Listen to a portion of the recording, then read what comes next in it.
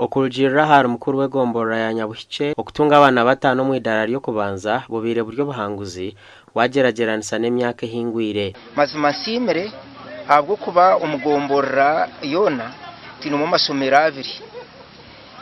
Kandi etsi akakora abana anana musanzu umbana anana musanzu abana batanu biziro mu idara ryo kubanza abana anana basatu bizo mu idara rya kabiri umwidara rya kasatu yizaho umwana umwe. Omyishengero wa Ibanda South John Paul Ninksima okusima rutambwe orutirwa mugombo region byobwegise akwatire habakozere kurunja mbibuzo bye cyamushanju no kutera umuhimbo abakiriyo mu mashomero.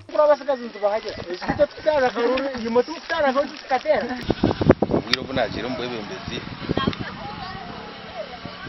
nkashanga atine n'umwana no mwakizo mfasibeti mugombora yone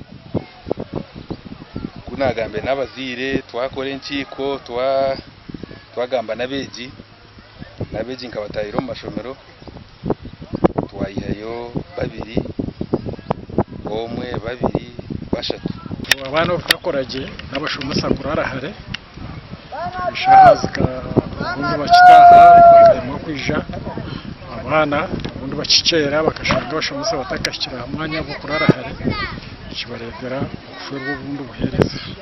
Abana aba bahirwe mfarasi ebitabo nebindi okubayambaho kutandika kushoma siniya yo kubanza kandi babyakire n'abazire babo.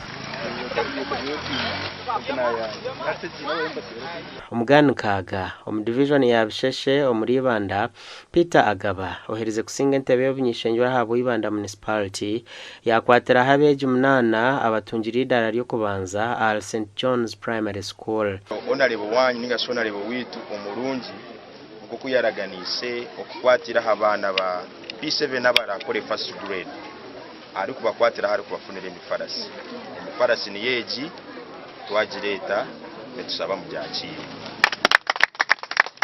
nisimu mwami agabatuta abo kubasa kutoraganisa abana barakore grade 1 kubahereza imfarasi kandi akashikiriza kandi ubwatakabire na MP mwe twina masiko uyatandika kore cyatakabire MP kuyakwa yabire MP umbizwire nabasakwiza gukora ebikushiraho. Obuhezo bwayakirwa abazire babo kandi umuhezo wa bwana mukuru ahabwa parish ya Kagongo yashaba abandi bebembezi okumureberaho. Ibintu by'ibintu ebitwenda omubebembezi abitutorine naruhanga abandi abariza aratwe okuraganisa bakaherezayo ebintu nkebi. So ninsima aba TV West amasomero agonyine rizo batinkagareba akube kitinka kireba gombanda banje baheriza Nisimo Honorable Agabapita Gasha kwa Timothy Mshabe.